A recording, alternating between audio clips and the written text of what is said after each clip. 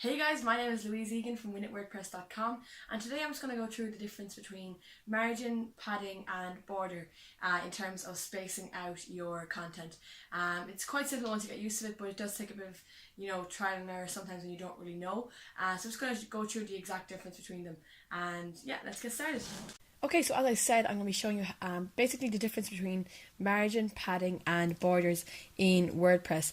I'm using the WP Bakery plugin, which is why it looks like this, but it should work the same way if you're using the normal WordPress text editor.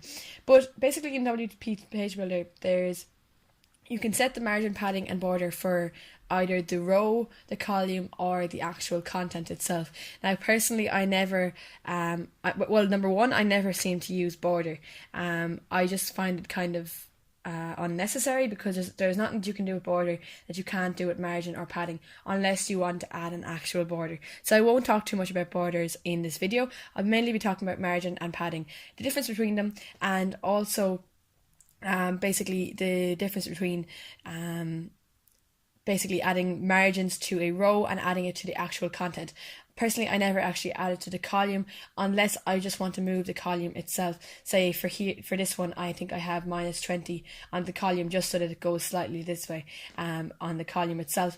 But the basic difference between margin, padding and borders is, number one, who you set it for. So let's say if I set it for the row, margin essentially creates more or less space around the row or around whatever you're setting it for.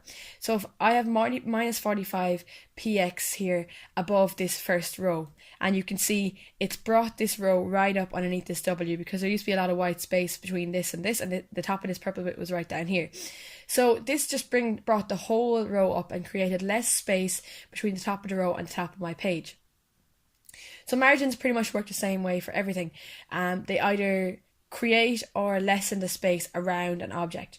So you can see then for this piece of content here, I actually have margins set around it so that there'll be more purple above and below it, because I wanted there to be more space around. So you can see I have 100 px above it and 60 px below it in the margin, because that way I'm creating more space around this content block.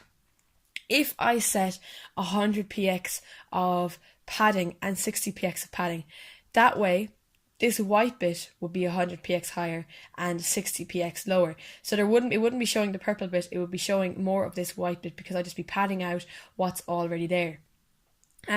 So that's essentially the difference. Is margin moves, it changes the space around an object. So it could change the space around this entire row or the space around this individual content block. So this is a call to action.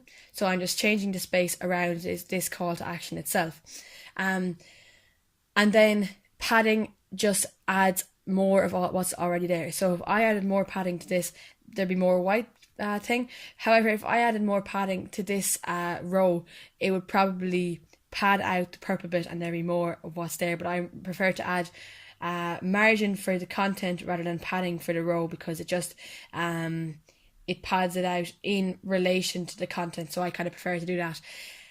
So that's pretty much it, to be honest. I never use borders. I never really set margin and whatnot for the columns. I just do it for the actual content and for the rows. Mainly for the rows I would set the margins. I wouldn't really set padding, and then for the content I set margins if I want more of the space, and padding if I want more of what's already there. So I hope this helps, guys. So there you go.